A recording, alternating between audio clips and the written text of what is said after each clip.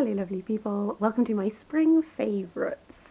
Dooby dooby dooby dooby dooby dooby dooby dooby dooby doo. Dooby dooby dooby dooby dooby dooby dooby dooby Sophie Vlogs. So, I think it's been about a year now that I've been doing my seasonal favourites. Spring is my favourite season of all. So, today I'm just going to talk through all of the things I've been watching, listening to, just generally loving. I'm going to start with things I've been watching. First up is Dirk Gently's Holistic Detective Agency. This is a two-season show that's available on Netflix. It's based on a series of books by Douglas Adams. I have read the first book, but it is absolutely nothing like what the TV show is like. Essentially, it's one of those shows where it takes a while for you to really understand what's happening, but that's because there's loads of different threads at play. So it's kind of science fiction. Our main character is Todd, played by Elijah Wood. He's having a really bad day. There's been like a murder at the hotel he works at. And he meets this guy called Dirk Gently, who describes himself as a holistic detective. And essentially, the first season is trying to solve this murder, but there are lots of different threads, there are lots of different players, and it's just one of those shows where I could never predict where it was going. Equally, the second season has a completely different premise. It's the same characters, but we're exploring something very different. And I just found it really refreshing that there was this show that both seasons are very much the same show, but they're very different in the types of concepts that they're exploring. I just had a really fun time with it. If you like science fiction, I would really recommend it. Another show that I've been really enjoying on Netflix is Call My Agent. This is a French show that is about essentially a talent agency in France. I should specify, technically I only started watching this from I think the second or third series onwards. My partner was watching this on their own, and I just kept catching bits. And then I ended up getting sucked in, and then we finished it off together. What I really liked about this is, it is a drama in many ways. There are, dramatic things going on. There's lots of, agents being, duplicitous, untrustworthy, but also there's a lot of comedy to it. They have a lot of very famous actors who come onto it, and they play sort of versions of themselves, and I like it when actors aren't afraid to sort of poke fun at themselves somewhat.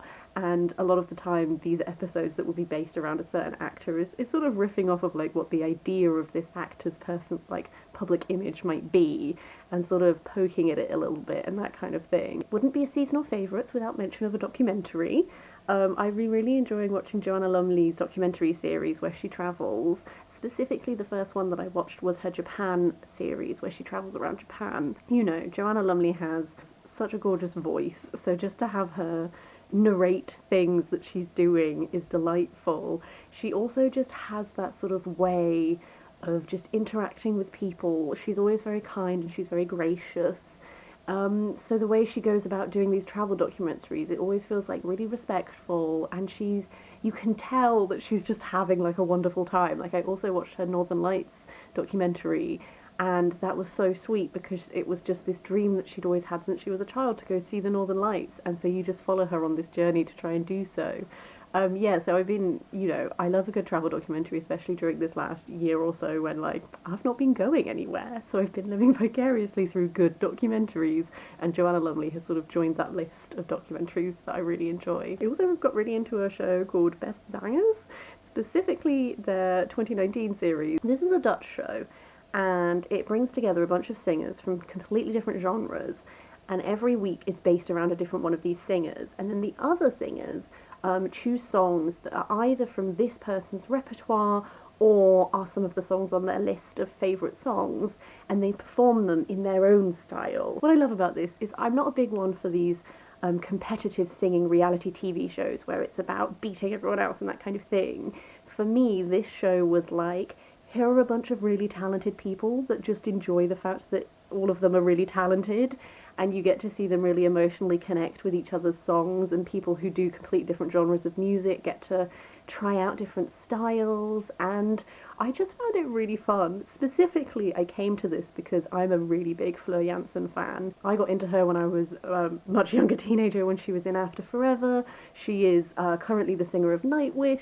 I think she is absolutely incredible. Her vocal range is amazing, and this show, specifically the 2019 season that I watched, it just really shows off her ability to essentially sing any genre. She's incredible. But also, I just got really into the group as a whole, and seeing the way that they bonded each week singing each other's music, and now I'm just like weirdly obsessed with this one season of this Dutch singing show. I've been listening to a lot of the songs. This is just who I am now. The final thing I will mention on watching is Glow Up. I very much am a sucker, I realise now, for that vein of TV shows that's like Great Pottery Throwdown, which I mentioned before, where it's like, here is like a medium, and then every week the people like do the medium, and then two people have to face off against each other, and someone goes home. So like, I mentioned Great Pottery Throwdown on here before. Glow Up is a makeup version. It's definitely a show that I've enjoyed more the more it's gone on. The first season had a lot of really young, essentially what I would call kids, like 18-year-olds. And it was a perfectly fun season, but I think I've been enjoying it as the seasons have gone on, and they've had a slightly broader range of ages, just because I think it was clear in the first one you could see a lot of the sort of like lack of technical skills was kind of just because these are kids. I've also watched a variety of others, so like All That Glitters is like jewellery. There's I can't remember the name of it. There's a glass blowing one. I like them all. I'm a sucker.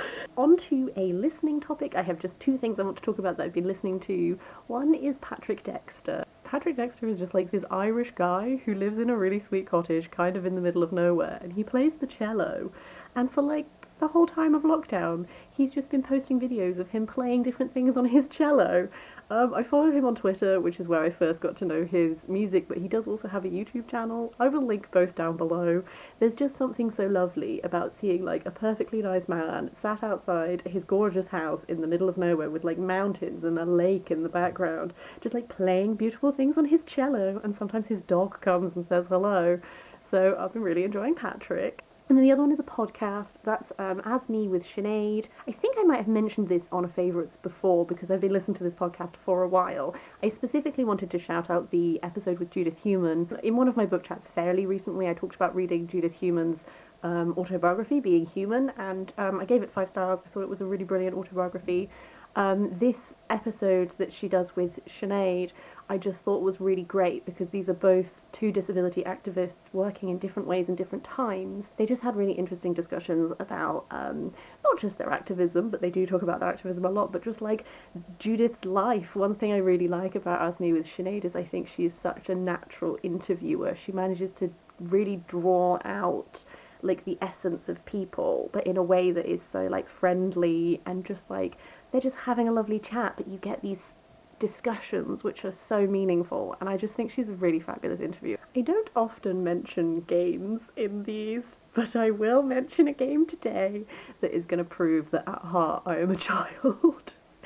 I've been playing a lot of Lego Lord of the Rings because essentially I'm not a very good gamer. I can handle games that are designed for children, which Lego Lord of the Rings is. But the Lego games are perfect for me, apart from the fact that I can't jump to save my life. But it's been a lot of fun. It's really renewed my love of Lord of the Rings. I've been doing Lord of the Rings reread. I've reread Fellowship of the Ring, and I'm going to reread the rest of the trilogy at some point fairly soon. I feel like, I don't think I'm the only one, there has been sort of like a Lord of the Rings resurgence over lockdown, and I don't know if it's just in the like digital spheres that I occupy or if it is a wider thing. But I've kind of been dipping a toe back into that, and I think a lot of it is because I've been playing through Lego Lord of the Rings. 2 more online things, and then I will actually show you some physical stuff. I just wanted to briefly mention 2 Instagram accounts that kind of have similar concepts at their heart. The first one is Flowery Words, and the second one is Baking Fiction. Both of them kind of have a similar concept, where essentially it is food and books. Flowery Words, when she reviews books, tends to make something that ties into that book in some way.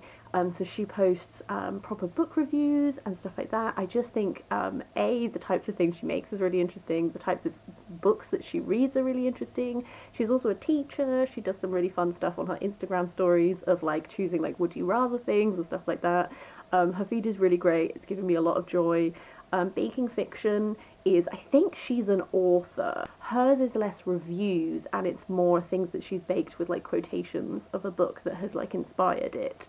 But both of them have sort of been marrying together those 2 things which I love, which is cooking and reading together. Okay, now I'm going to move on to some actual things that I can show you. First up is one that I have been so excited to receive. I backed this product on Kickstarter last July, so July 2020. I treated myself to a froggy bag. This is by Blush Sprout. I will link their social medias down below so you can follow them. They do great frog content. I've called her Lily because she has little lily pad handles. I wear her a lot as a backpack. I also have a strap to wear her as a side bag. This is unzippable. I've been customizing it. I'm kind of going for sort of like a magical nature type thing. I've got a lot of white space still because I'm biding my time and I don't want to put pins on here that I don't think will stay on here. So I'm building it up slowly, you know, like little queer witch, little flower crown pumpkin, little potions, little tiny frog. But I backed this on Kickstarter because I was so thrilled to see it. It is even better in real life than I thought it was going to be. So comfortable, lots of little zips and things for putting stuff in. I could not be happier with this bag. It was available in lots of different colourway options. I went for the classic green. Continuing a sort of like magical woodlandy vibe, I also bought some mushrooms. This is the first mushroom.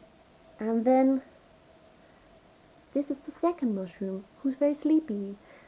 These are both from Bashful Bear Weaving, which is, again, another Instagram account that I followed, and then I checked out their Etsy. They do a lot of different mushrooms. A lot of their mushrooms are, like, more classic, like, red-topped mushroom style. I really like these, just because I love a little grey mushroom. I initially only meant to get one, and then we got some good news, so I treated myself to two. But yeah, I love them. I haven't quite figured out where they're going to go yet. They're probably going to go on these shelves somewhere, but my shelves, I don't have enough space, and I want to make like a little nature writing shelf that would have these mushrooms on, but I just haven't been able to do that. I would also like to mention some jewellery. These are by Harriet Cheel, who specialises in ceramic jewellery. I love ceramics. I love big statement earrings. These are absolutely gorgeous little rainbows. I think these are absolutely gorgeous. They are not too heavy for your ears. They sit really nicely on it. She does a whole bunch of stuff that's to do with this sort of like pastel colour palette and these little like flower designs. I think she's really great. This will not be the last thing I buy from her. I've also been enjoying Shop Dixie. This ring is by them. I don't know how well you can see it, but then also like I bought these tiny little earrings that are little leaves. They do a lot of stuff that is very like nature inspired. A lot of their things are named after mythology, like this is the Brigantia ring, which was another reason why I wanted to get it, because I love Brigantia. But yeah, I also have been buying like a lot of people like birthday presents from them because they do a lot of sales that are really good. I first discovered them through Ashley at Frolic Through Fiction's channel, but I've been really enjoying their jewellery. And finally, just a little self-care note. 2021 has been incredibly busy work-wise, so I bought myself some space masks. I try not to buy these very often because they are not reusable. There probably exist reusable equivalents that I need to find. This was kind of a treat to myself because I was getting a lot of eye strain and stuff. They are little face masks that heat up. So you put them on your little eyes, they heat up, they really help eye strain and also relax you. These ones are rose scented and they are partnered with the Royal Marsden Cancer Charity. They have other scents available. They're just really lovely and relaxing. That's everything I wanted to talk about. These are all the things that have just sort of like got me through spring. The usual questions. I would love to hear what you have been enjoying this season. What has brought you joy? Do you want to recommend anything to me? Always welcome. Equally, have you used any of these things? Do you have thoughts on them? I always love getting little comments, so do let me know down below. But yeah, otherwise I will see you next time for something that is probably going to be bookish related again, but I hope you're having a really lovely day.